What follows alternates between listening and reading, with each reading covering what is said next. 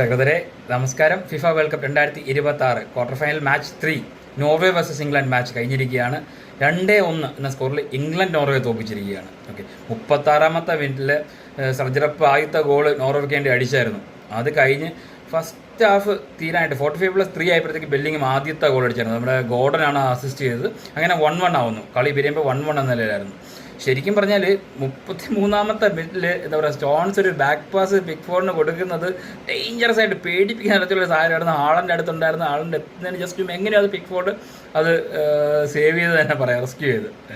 അതുപോലെ ഫസ്റ്റ് ഹാഫിൽ അവസാനമായിട്ട് അവസാനത്തെ ഒരു സൊർലോത്തും ഹാളൻ്റെ കൗണ്ടർ പോണതിൽ സൊർലോത്ത് ഹാളനെ ഫ്രീ ആയിട്ടുണ്ടായിരുന്നു, കൊടുക്കാതെ ബോൾ ഷൂട്ട് ചെയ്ത സ്റ്റോൺസ് അത് ഡിഫെൻഡ് ചെയ്തായിരുന്നു, ബ്ലോക്ക് ചെയ്തായിരുന്നു അവസാനം. പിന്നെ കെയിൻ്റെ ഒരു ഗോള് ഓഫ് സൈഡ് ഒഴിച്ച് അത് കൊടുത്തില്ല. അതുപോലെ നോർവേയുടെ ഒരു ഗോൾ ഹെഗ്ഗം അടിച്ചൊരു ഗോളും ഡിസലോ ചെയ്തായിരുന്നു. പിന്നെ അജീറിൻ്റെ ഒരു സാധനം ഉണ്ടായിരുന്നു, ഹെഡർ ക്രോസ് ബാറിൽ കൊണ്ട് പുറത്തു പോയി. അത് ഗോൾഡൻ ഓപ്പർച്യൂണിറ്റി ആയിരുന്നു. അത് ഓൾറെഡി നോർവേ അപ്പോൾ 1-0 അപ്പായിരുന്നു. ഇതും കൂടെ കയറി 2-0 അപ്പായിരുന്നെങ്കിൽ കളിയുടെ റിസൾട്ട് മറ്റൊന്നായിരുന്നേനെ. ഇംഗ്ലണ്ട് എന്ന് പറഞ്ഞു കഴിഞ്ഞാൽ പൊസിഷൻ കൺട്രോൾ ചെയ്തെങ്കിലും മൊത്തത്തിൽ എന്താ പറയുക, പ്ലേയേഴ്സ് ഭയങ്കര സ്ലോ ആയിട്ടാണ് കളിച്ചത് ഫുള്ള്. അതായത് ഇവിടുത്തെ എന്താ പറയുക, ടെമ്പറേച്ചർ ഇംഗ്ലണ്ട് പ്ലേയേഴ്സിന് അത്ര പറ്റുന്ന രീതിയിലായിരുന്നു. നല്ലപോലെ കഷ്ടപ്പെട്ടു എന്ന് പറഞ്ഞാൽ ഈ ഗ്രൗണ്ടിൽ മൊത്തത്തിൽ ഈ കളിയിൽ ബെല്ലിംഗ് മാത്രം നല്ല ഇടയ്ക്കുള്ള നല്ലൊരു ആക്സിലേറ്റഡ് റൺസും കാര്യങ്ങളൊക്കെ ഉണ്ടായിരുന്നു. ബാക്കി എല്ലാവരും ഇച്ചിരി സമാധാനപരമായിട്ട് കളിച്ചത്. സൊൽബക്കനാണെങ്കിൽ ഡീപ്പായിട്ട് കോമ്പാക്ട് സ്ട്രക്ചറാണ് നോർവേ കൊണ്ട് ചെയ്യിച്ചത്. എന്നിട്ട് ചെയ്ത കാര്യം എന്ന് പറഞ്ഞാൽ എങ്ങനെയെങ്കിലും പൊസിഷൻ തിരിച്ചു പിടിക്കുക, അപ്പോൾ തന്നെ ഒടകാറിലോട്ടോ സ്കർജറപ്പിലോട്ടോ സൊർലോത്തിലോട്ടോ ബോൾ പോവുക, ആ പോകുന്ന വഴിക്ക് നേരെ ഹാളിലെത്തിക്കുക, പോവുക ഫൈനൽ തേർഡ്. ഇങ്ങനെയാണ് ഒരു മൂവ്മെൻറ്റാണ് പ്ലാൻ ചെയ്യുന്നത്. അത് എക്സിക്യൂട്ട് ചെയ്തു, ഒരുമാതിരിയൊക്കെ എക്സിക്യൂട്ട് ചെയ്തായിരുന്നു. സെക്കൻഡ് ഹാഫിൽ നല്ല അഗ്രസീവായിട്ട് തന്നെ നോർവേ കളിച്ചു. നല്ല എന്താ പറയുക, ഡിഫൻസീവ് പ്രഷർ കൊടുത്ത് സെറ്റ് പീസായിരുന്നു പ്രധാന ആയുധം നമ്മുടെ നോർവേയുടെ.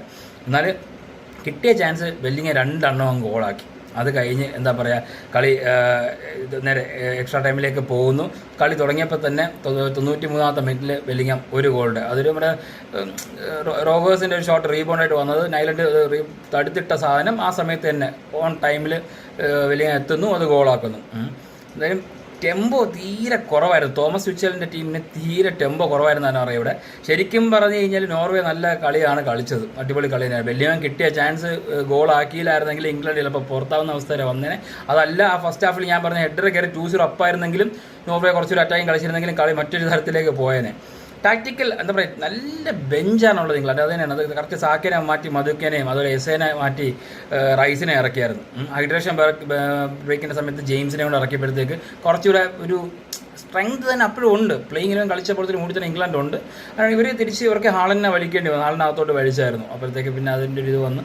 എന്തായാലും ഇംഗ്ലണ്ട് 3ാമത്തെ ടീമായിട്ട് എത്തിയിട്ടുണ്ട്.